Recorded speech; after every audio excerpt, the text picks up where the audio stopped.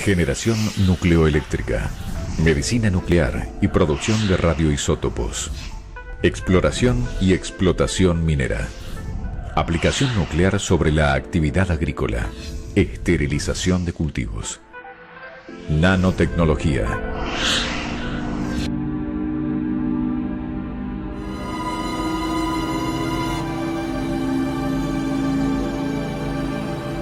Y es radiactivo, altamente radiactivo, ya que tiene vida media muy larga.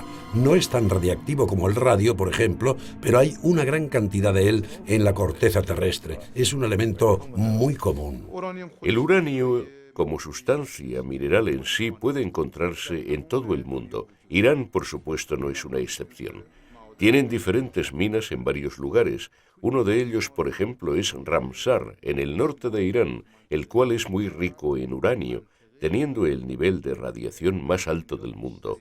Esta radiación es natural y prevalece en los recursos naturales de su área. Los manantiales de agua caliente de Ramsar tienen la más alta radiación.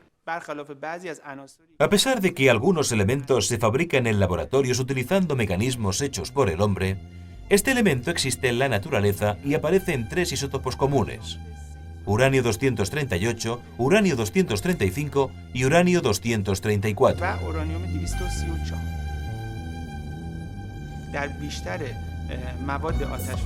La mayoría de las sustancias extintoras de fuego contienen rocas metamórficas, las cuales tienen isótopos de uranio 235 y 238.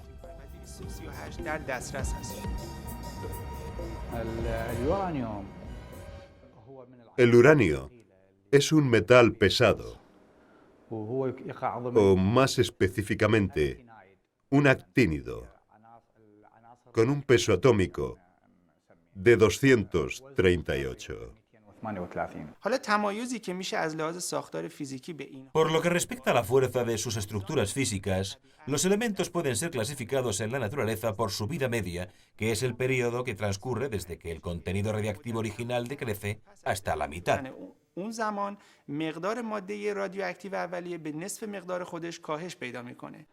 De hecho, hay 3 tipos de uranio: 234, 235 y 238. Este último es llamado también uranio completo o terminado. El uranio es uranio, ya sea 235 o 238. Es químicamente igual, pero el 235 es más radiactivo. Tiene una vida media más corta. La vida media del uranio es de entre 4.000 y 4.500 millones de años, así que va a estar por aquí durante mucho tiempo. El porcentaje más alto de estos 3 es el 238, y por lo tanto, en las operaciones de centrifugado, el uranio 238 es separado y el resto son considerados como los restos del núcleo del uranio 238. Fue en los años 30 cuando por primera vez Enrico Fermi, el científico más brillante de su generación, fue capaz de liberar energía usando uranio a través de procesos de control en el laboratorio, asistido por sus colegas.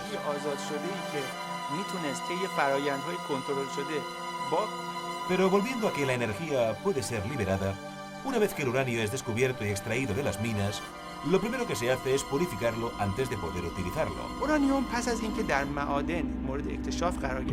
Las prácticas siguientes son para producir óxido de uranio, o U-308, llamado comúnmente pastel amarillo, procedente del uranio empobrecido a través de complejos procesos.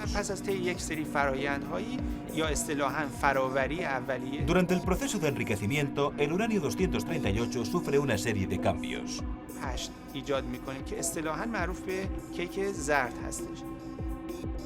Su concentración es mayor y alcanza el porcentaje o riqueza que suele requerirse en las centrales eléctricas para generar electricidad. En el tipo de centrales que nos interesa, las barras que contienen el uranio son colocadas en una vasija llena de agua. El agua se calienta al contacto con las barras y transmite este calor a un intercambiador de calor, en donde aquella se enfría. Una bomba hace circular dicha agua. He aquí un circuito cerrado. El intercambiador de calor sirve de generador de vapor. El agua que circula en un segundo circuito se evapora al entrar en contacto con los tubos calentados por el agua del primer circuito. El vapor hace girar una turbina acoplada a un alternador. Todo el vapor condensado se vuelve agua otra vez. El circuito secundario queda cerrado. Finalmente, para condensar el vapor, hacemos circular agua fría en un tercer circuito. Este es el esquema de principio de la central con sus 3 circuitos independientes. ¿Cómo se presenta este conjunto en la realidad? Veamos primero la vasija. Más de 300 toneladas con su tapa superior fija por unos 60 pernos, pesando 230 kilos cada uno, 12 metros de altura, 4 metros de diámetro y 20 centímetros de espesor, ya que el agua está bajo presión. En el interior, un enrejado soporta el núcleo del reactor, es decir, el uranio, la fuente del calor. Un cilindro interior sirve para canalizar hacia abajo la circulación del agua.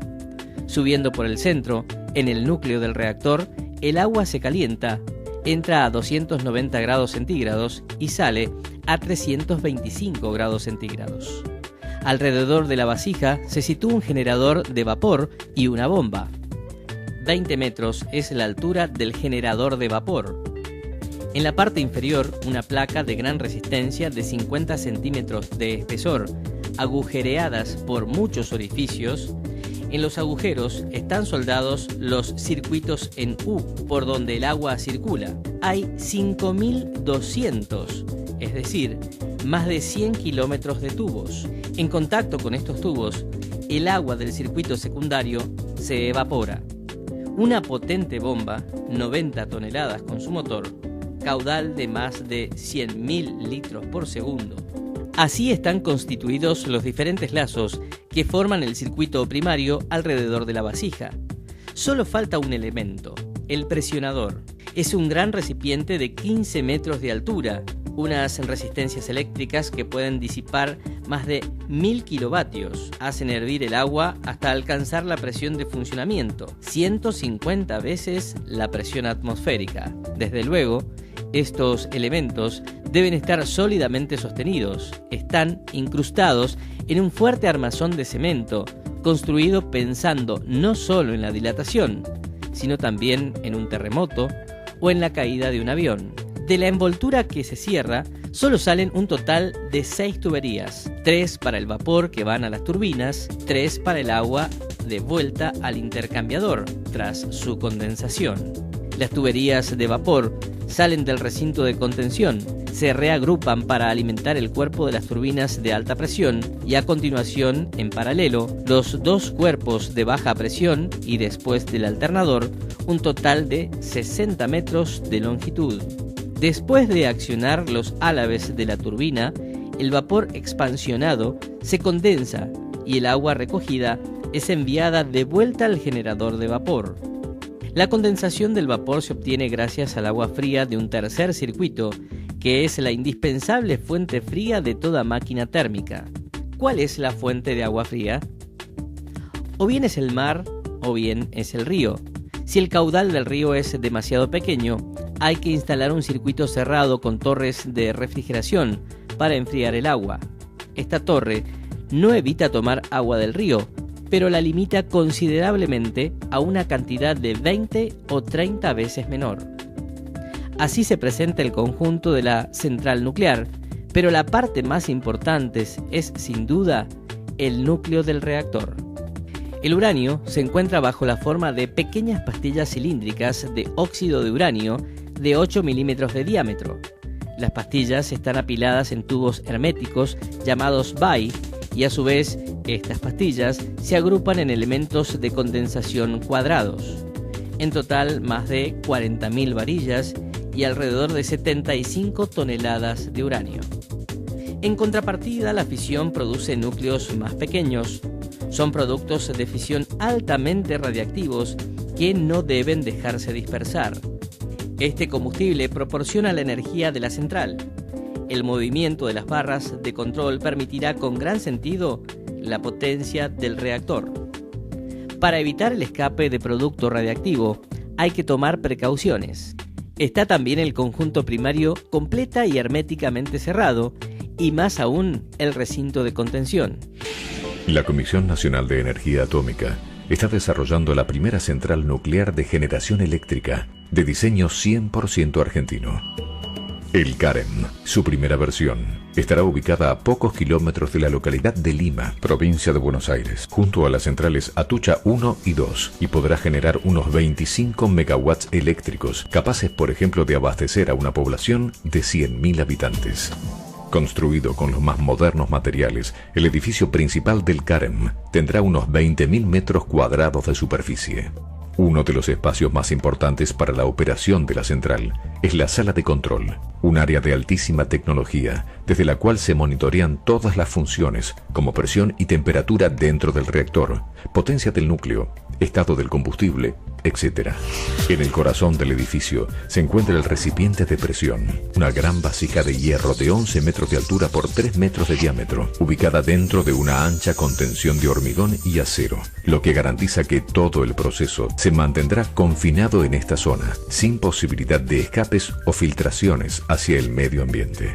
El circuito primario de una central nuclear es el sistema que facilita la circulación del agua que enfría el núcleo. El secundario es otro circuito de agua independiente, donde se genera el vapor que luego hará girar una gran turbina. En el CAREM se encuentran el primario y parte del secundario integrados al recipiente de presión, reduciéndose la cantidad de cañerías y, en consecuencia, la posibilidad de que se rompan. Esta integración dentro del recipiente es una de las características distintivas del CAREM y garantiza además que el agua que actúa como refrigerante del núcleo que contiene los elementos combustibles nunca salga del recipiente de presión, lo que aporta mayores niveles de seguridad. La fisión nuclear es un proceso por el cual determinados minerales como el uranio se fragmenta y libera grandes cantidades de calor. Al fragmentarse, cada átomo de uranio expulsa neutrones que a su vez impactan en otros átomos, los parten, liberan neutrones y así sucesivamente, formando lo que se denomina reacción en cadena. A causa del calor que libera el proceso de fisión nuclear, al tocar el núcleo, el agua se calienta y asciende por el interior del recipiente de presión hasta llegar a la parte superior. Luego desciende por las paredes, dejando parte de ese calor en los generadores de vapor, para regresar más fría a la base, donde se calentará nuevamente y repetirá este proceso. Esto se llama convección natural, y gracias a esto, el agua se mueve por los cambios de temperatura y no es necesario utilizar bombas u otros dispositivos, lo que simplifica el diseño y ofrece mayor seguridad al sistema. Al calentarse en contacto con el agua del circuito primario, el agua del secundario se convierte en vapor y genera la fuerza necesaria para hacer girar una enorme turbina. Luego es enfriada con la aparición de un tercer circuito de agua extraída de un río o un lago. El vapor es enfriado una vez que ya pasó por la turbina, convirtiéndose nuevamente en agua y volviendo a empezar el proceso. La generación de electricidad es igual a la de las centrales convencionales, como las hidráulicas o las de carbón. La rotación de la turbina hace girar un generador, que es el que produce la energía eléctrica que luego alimentará nuestros hogares. La principal diferencia con estas centrales es la manera de generar ese vapor. En todas las centrales nucleares se logra calentando agua mediante el proceso de fisión controlada del uranio, que evita la dispersión de material radioactivo gracias a 3 barreras: la estructura metálica que rodea a cada elemento combustible, las paredes del recipiente de presión y la contención de hormigón y acero que lo rodea.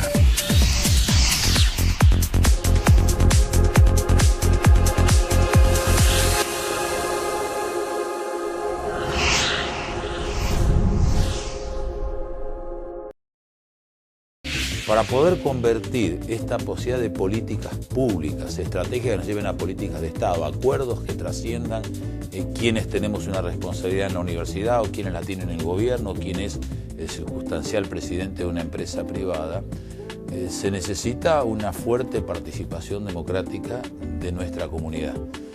Y tiene que estar lo mejor y más honesta e independientemente informado, desde el niño en la escuela hasta los adultos, para que el debate público, en lugar de complicar y de inhibir decisiones, al contrario, sea un buen elemento para fortalecer las decisiones y para controlar luego que van en el camino correcto que hemos acordado. Así que les agradezco que estén presentes, y a ustedes, pero en nombre de ustedes, a todos los medios de comunicación y a las personas que son nuestra opinión pública, en la necesidad de informarnos lo mejor posible y nuestro compromiso de colaborar con esta información objetiva que da la universidad en colaborar a tener esa información para que la gente construya su mejor opinión y facilite la mejor participación.